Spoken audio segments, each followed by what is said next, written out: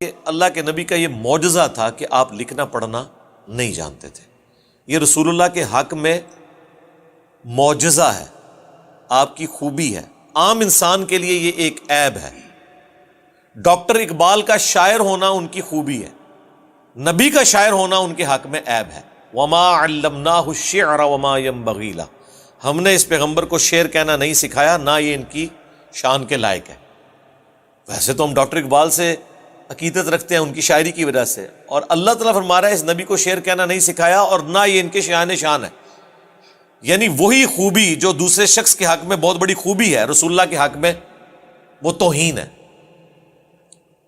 اسی طریقے سے عام آدمی کا ان پڑھ ہونا اس حوالے سے کہ وہ لکھنا پڑھنا نہ جانتا ہو، یہ ایک عیب ہے، لیکن رسول اللہ کے حق میں یہ خوبی.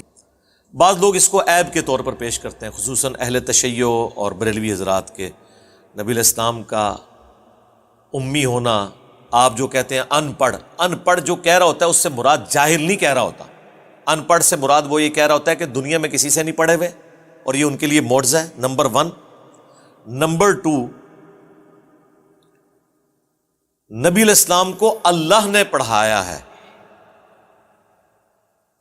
الرحمن علم القرآن، خلق الانسان علمہ البیان. اس رحمان جس نے بولنے کی صفت دی ہے انسانوں کو، اسی نے قرآن کا علم بھی رسول اللہ کو دیا اور سکھایا. اس اعتبار سے امی اور ان پڑھ کہا جاتا ہے کہ دنیا میں کسی سے نہیں پڑھے ہوئے. دوسرا ان پڑھ اس اعتبار سے کہا جاتا ہے کہ آپ کے حق میں اس طرح کا لکھنا پڑھنا توہین ہے.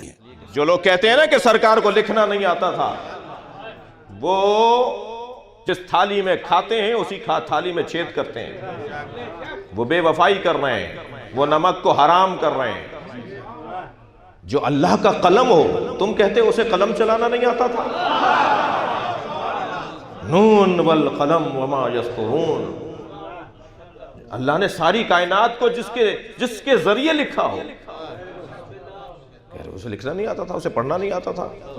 جی، جس کی حدیثوں کو پڑھ کر میں اور آپ اگر دانشور اور عالم ہو جائیں تو ہم علامہ فہامہ آیت اللہ مجتہد کہلاتے ہیں، اور وہ سرکار کو پڑھنا نہیں آتا تھا، لکھنا نہیں آتا تھا. یہ ہم پہ کرم کیا، نبی نے قلم ہاتھ میں نہیں لیا. یہ پوری انسانیت پر احسان کیا، سرکار نے قلم ہاتھ میں نہیں لیا. سرکار قلم ہاتھ میں اس لیے نہیں لیتے تھے کہ معاذ اللہ لکھنا نہیں آتا تھا. دقت چاہوں گا، ایک بہت بڑا نام ہے ہمارے بزرگوں میں، ہمارے علماء میں، حضرت آیت اللہ محمد حسین طباطبائی صاحب تفسیر المیزان. بڑی مضبوط تفسیر ہے ان کی، اور یہ واحد تفسیر ہے شیعوں میں کہ جو قرآن کی آیت کی تفسیر قرآن کی آیت سے ہے، جس کا پھر کوئی جواب نہیں ہوتا، کوئی مقابلہ نہیں ہوتا ایسی تفسیروں کا. وہ ہر کچھ مدت کے بعد اپنے بیٹے سے کہتے تھے بیٹا یہ کچھ کاغذ ہیں، انہیں جا کے کنویں میں پھینکاؤ، اور وہ کنویں میں پھینکاتے تھے. ان کے فرزند کہتے ہیں میں نے 10 دفعہ وہ کاغذ کنویں میں پھینکے. ایک دن ایسے ہی ان کاغذوں کو پھینکنے جا رہا تھا کہ رستے میں مجھے خیال آیا کہ اس کو ذرا دیکھوں تو صحیح اس میں کیا ہے. جب انہیں سیدھا کر کے کھول کے دیکھا تو اس میں بہترین نظم تھی، بہترین منقبتیں تھیں، بہترین مثال کے طور پہ غزلیں تھیں. فارسی زبان کی ادبیات کا شاہکار کلام، ہر مصرع بولتا ہوا، ہر نظم بولتی ہوئی، مرصع کلام، مکمل کلام، پختہ کلام. کہنے لگے کہ میں وہ واپس لے آیا. میں نے کہا بھائی آپ نے مجھے کلام دیا تھا کہ میں اسے کنویں میں پھینک دوں، تو یہ تو بہت اچھے کلام ہیں، بڑی اچھی نظمیں ہیں. کہنے لگے تو میں نہیں پتا، وہ پہلے بھی تو تم نے یہی کام کیا، وہ جو ساری نظمیں پہلے بھی تو پھینک کر آئے ہو. کہا بھائی یہ کیوں کر رہے ہیں آپ، یہ کیا ہے، یہ کیا ماجرا ہے، کیا مسئلہ ہے. کہا دیکھو اللہ نے مجھے شعر کہنے کی صلاحیت دی ہے، جب میرے بہت سارے کلام جمع ہو جاتے ہیں تو میں تم سے کہتا ہوں انہیں کنویں میں پھینکاؤ.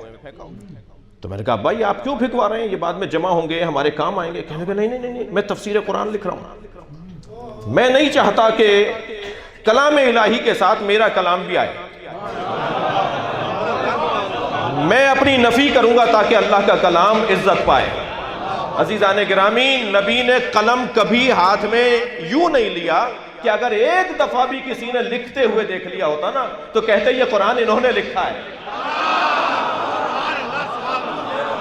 ہم قلم کو ہی ہاتھ نہیں لگائیں گے، اللہ کا کلام اللہ ہی کا رہے.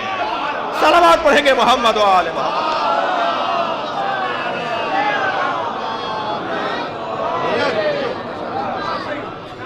سرکار یہ وہاں سے پڑھ کر آنے والا وہ جسے اللہ نے اپنے علم کا مجسم وجود بنایا ہو۔